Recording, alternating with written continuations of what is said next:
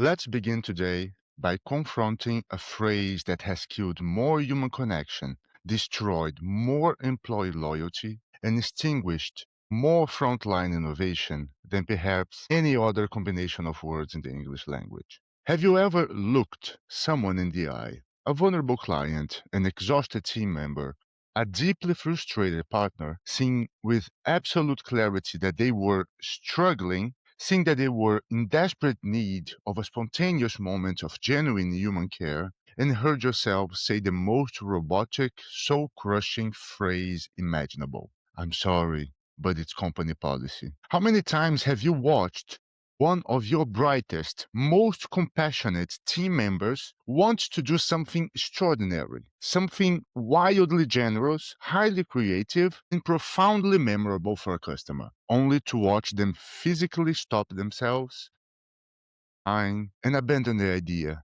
because executing it required 3 levels of managerial approval, a 14-page procurement form, and an exhausting, unwinnable argument with the finance department.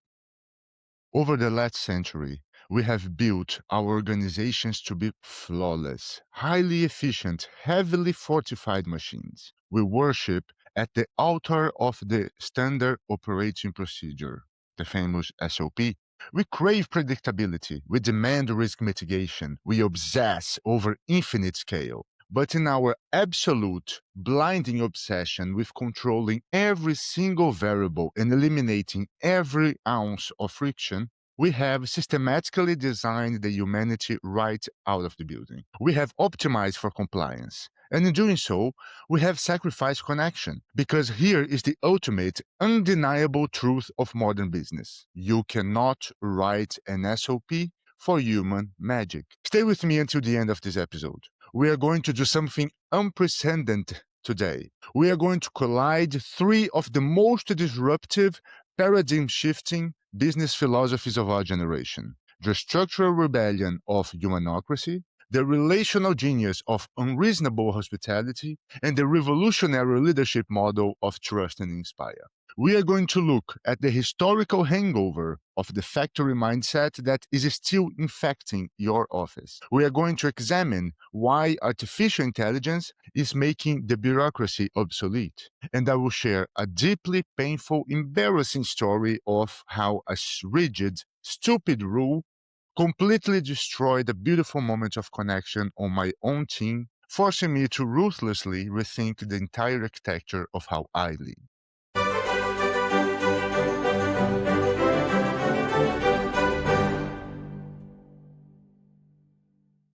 Welcome to the H2H experiment. I am João and I am your host. If you've been desperately searching for a leadership podcast that challenges the stale industrial age status quo, you belong here. This is not a standard self-improvement podcast about how to optimize your calendar, draft better emails, or micromanage your team more effectively. Today, we are talking about a structural and philosophical rebellion. We are going to explore why the archaic model of command and control is suffocating your culture, and how extending radical trust is the only possible way to unleash an unreasonable level of humanity in your teams. To understand why our companies feel so incredibly cold, sterile, and bureaucratic today, we have to travel back in time and look at the original blueprint of the modern corporation. Over a century ago, during the height of the Industrial Revolution, a mechanical engineer named Frederick Taylor introduced a concept called scientific management. The goal was very simple and straightforward, and at the time, necessary.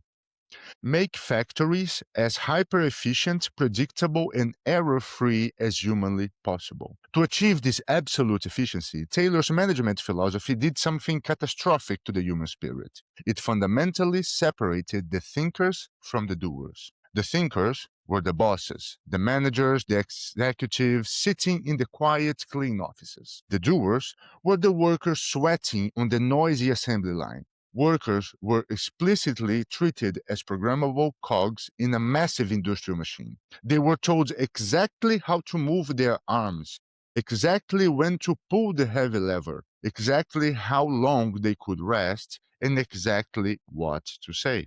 Their brains were not required at all. only their compliance and their muscles. The profound, almost unbelievable tragedy is that 100 years later, sitting in our modern glass and steel tech offices, wearing noise-canceling headphones and typing on glowing screens, we are still operating on this exact same Victorian blueprint.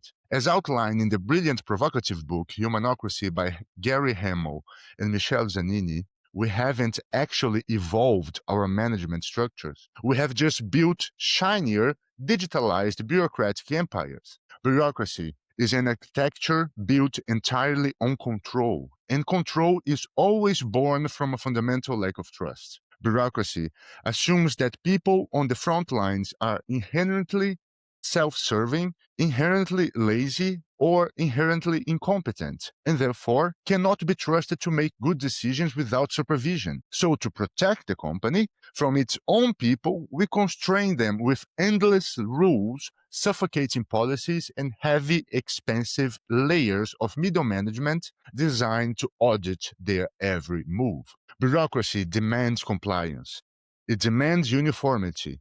But in the modern, complex, changing world, compliance doesn't win anymore. AI can do compliance better, faster, and cheaper than any human ever could. What wins today is passion. What wins is creativity, initiative, deep empathy, and daring. And here's the brutal, unavoidable truth. You cannot mandate passion. You cannot put the be deeply creative and aggressively empathetic in a job description and expect it to magically happen if you are simultaneously treating your people like untrustworthy toddlers who have to ask for a hall pass to send a $20 gift to a client. When you treat a complex, brilliant human being like a programmable robot, you get robotic results. That's obvious. You get quiet quitting. You get a culture of people who are simply waiting for the clock to strike 5 p.m. Now, let's step out of the factory and look at the absolute polar opposite. Let's look at what happens when human beings are actually allowed and aggressively encouraged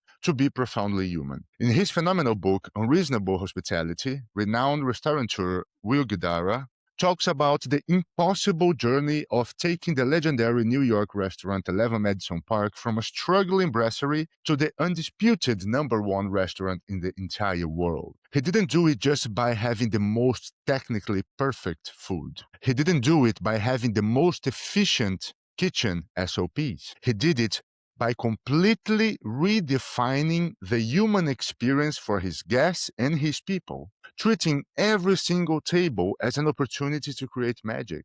Guidara draws a vital, life-changing distinction that every corporate leader needs to memorize: the difference between service and hospitality. Service is what happens to you. It is the technical, mechanical delivery of a product or promise. The food arrived hot. The software was installed on time without bugs. The HR email was answered within the 24 hours service level agreement. The presentation had zero typos. Service is a transaction. It is the baseline. It is expected. Service keeps you in business, but it does not create loyalty. Hospitality, on the other hand, is how you feel. It is the emotional resonance of the interaction. It is the profound sensation of feeling truly seen, actively heard, and deeply individually cared for by another human being. Guidara's philosophy of unreasonable hospitality means going wildly, irrationally above and beyond what the transaction requires to create a bespoke, unforgettable moment. Guidara shares a legendary story that perfectly captures this. One day, while clearing plates, an employee overheard a family of tourists talking. They had eaten at all the finest restaurants in New York, but they were lamenting that they were leaving the city without ever trying a classic, dirty, authentic New York street cart hot dog. In a normal restaurant, the employee would have smiled, ignored it, and walked away. But armed with the mandate of unreasonable hospitality, that employee ran out to the street, bought a $2 hot dog from a cart, brought it back to the kitchen, had the 4-star executive chef cut it up and plate it elegantly, and serve it on a silver platter alongside the $300 tasting menu.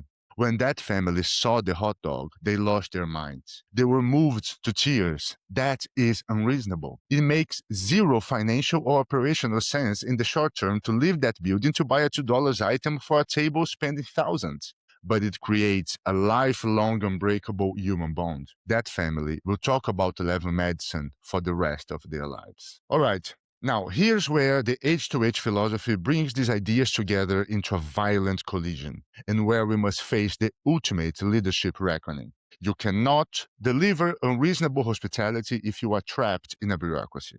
And you absolutely cannot dismantle a bureaucracy if you are still leading with command and control. To bridge this massive gap, we must turn to Stephen Covey's transformative book, Trust and Inspire. We have spoke about this book before.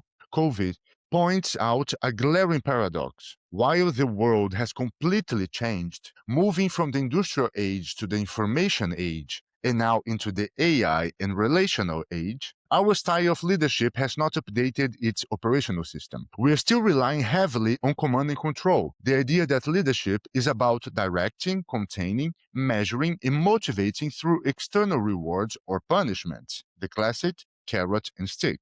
But as Covey brilliantly argues, you can buy a person's back. You can buy their hands. You can buy their physical presence in an office chair from 9 to 5. But you cannot buy their heart. You cannot buy their mind. And you certainly cannot buy their genius. Those things cannot be extracted by force. They must be volunteered by the individual. They must be offered. Think back to the hot dog example at 11 Madison Park.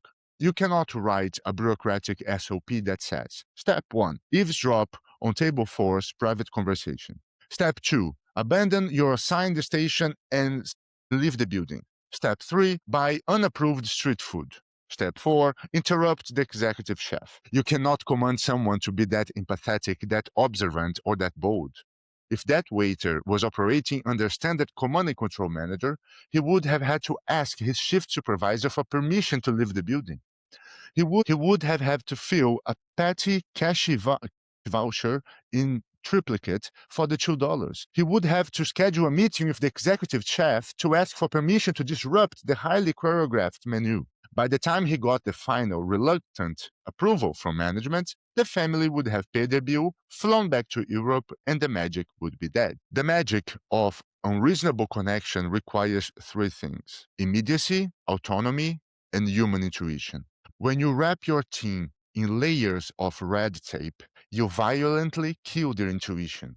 The beautiful natural human impulse to care dies a slow, bureaucratic death in the waiting room of company policy. To create this kind of magic at scale, you must move from command and control to trust and inspire. You must trust your people enough to give them the raw autonomy to act.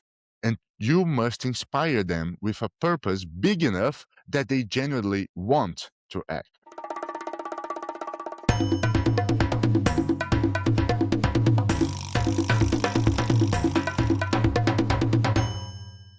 Now I'd like to share a personal story on this matter. I had to learn this the hard way, actually agonizing way. I want to share a painful moment where I realized that the rigid, safe system I helped build was actually destroying the exact human culture I so desperately want to create.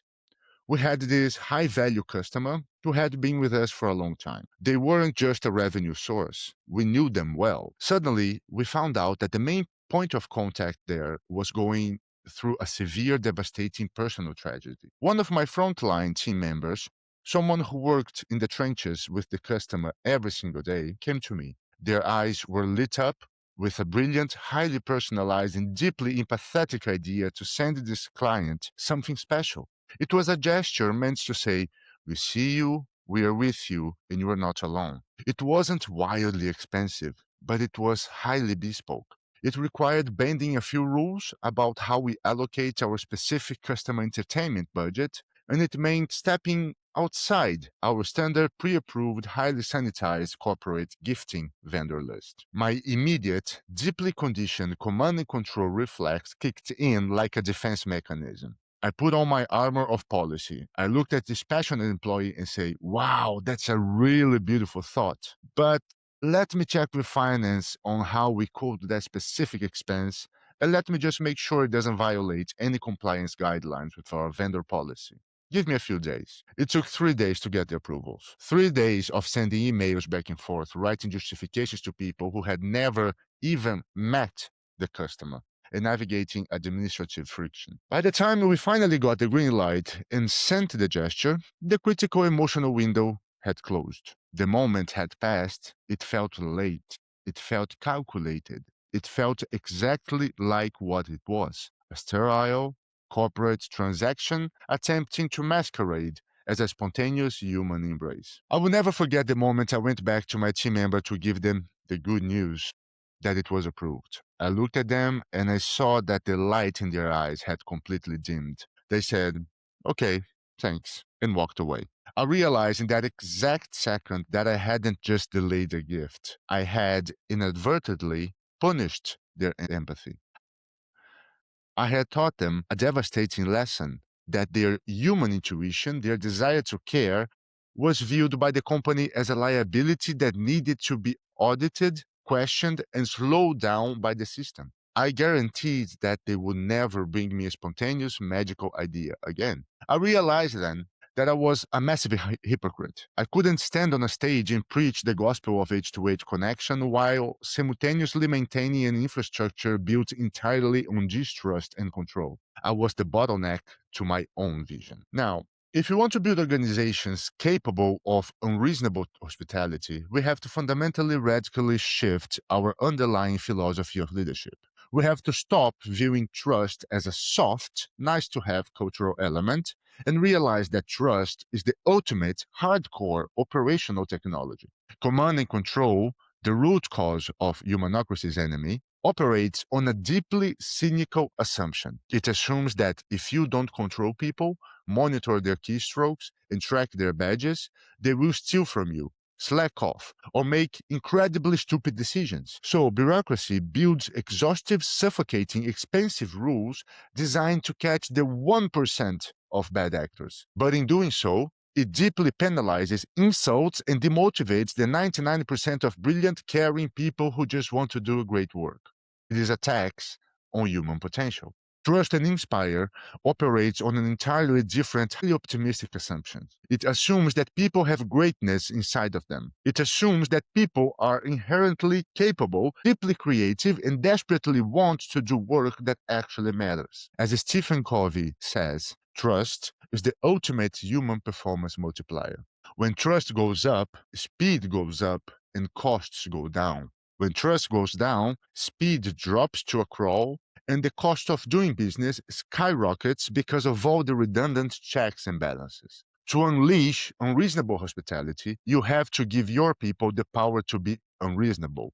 You have to give them a budget of trust before they have perfectly earned it. It requires a leap of faith from the leader. You have to look your team in the eye and say, I trust you to read the room. I trust you to know what this human being, whether it's a customer or a colleague, needs in this exact moment. You are closer to the problem than I am. Don't ask me for permission to care. I am extending my trust to you. Use your judgment. Just do it. Yes, there is a risk. Someone might occasionally misread a situation. Someone might spend $50 on an initiative you wouldn't have personally approved. But the return on investment of a team that feels completely trusted, unburdened, empowered, and inspired to love their customers and their colleagues is infinite. The cost of one mistake is pennies compared to the millions of dollars lost in untethered potential when your team is too afraid to act. All right, now for the H2H experiment of the week. This week, I'm challenging you to stop talking about empowerment and actually execute it. I want you to actively dismantle one small piece of your bureaucracy. Abandon your command and control reflex and replace it with aggressively extended trust. I want you to give your immediate team a literal, tangible mandate for unreasonable care. Go to your next team meeting and explicitly tell them, for the next 30 days, we are running an experiment. Each of you has the absolute, unquestioned authority to spend X amount, let's say $50, $100, $200, depends on your business, to instantly solve a problem, delight a customer, or emotionally support a colleague. And here's the only rule. You do not need anyone's permission to do it. You don't need a PO. You don't need to check with finance. You don't need any signature. I trust your human intuition completely. If you see a moment to create magic, fund it and execute it. Watch what happens. Watch the initial shock. Watch the defensive anxiety melt away over the next few weeks. Watch the latent creativity of your team absolutely explode. Watch how people lean into their work, walking taller, when they are finally treated like trusted sovereign adults instead of micromanaged assets on a spreadsheet. And simultaneously, do a rule audit. Find one stupid, outdated, friction heavy rule that exists only to control people. A rule that was likely created 5 years ago because one person made one mistake and that currently prevents your team from moving fast to care for someone. And kill it. Kill it publicly. Announce its death. Show your team through action that you value their humanity vastly more than you value the SOP. All right, now let's wrap up this episode. An SOP can protect you from the downside. It can keep you from failing catastrophically, but an SOP will forever, permanently cap your upside. A rigid rulebook can ensure you can deliver decent, predictable, thoroughly average service, but will never, ever produce unreasonable, unforgettable, mind blowing hospitality and experience. As a leader, your job is no longer to build a better, more efficient machine. The AI algorithms are already doing that. Your job, your only true remaining moat, is to build an environment where the human spirit is unleashed. It's time to stop managing compliance and start inspiring people. You know, there is a reason why this podcast stands out among the absolute sea of leadership podcasts and human resources podcasts. It's because we refuse to accept the narrative that business has to be code to be successful. We believe that the future of business belongs entirely to leaders who are brave enough to trust. If this heavy intersection of ideas challenged your thinking today, if it made you uncomfortable in the best way possible, I want you to invite you to continue this journey of deep personal growth exploration. Follow our latest reflections, structural teardowns, and ongoing discussions on LinkedIn or on Substack. Explore more H2H experiments, tools, and frameworks for dismantling bureaucracy at our website, the h2hexperiment.com, or join the global community on the ECXO platform. And for the full comprehensive roadmap on transforming your leadership from managing a machine to leading a movement, check out the HX Revolution book series, available right now on Amazon. Thank you for listening. Thank you for extending trust. And thank you for having the courage to be completely, unashamedly, unreasonably human. Because the world doesn't need another company policy. It needs you. Thank you once again. See you next time. Bye.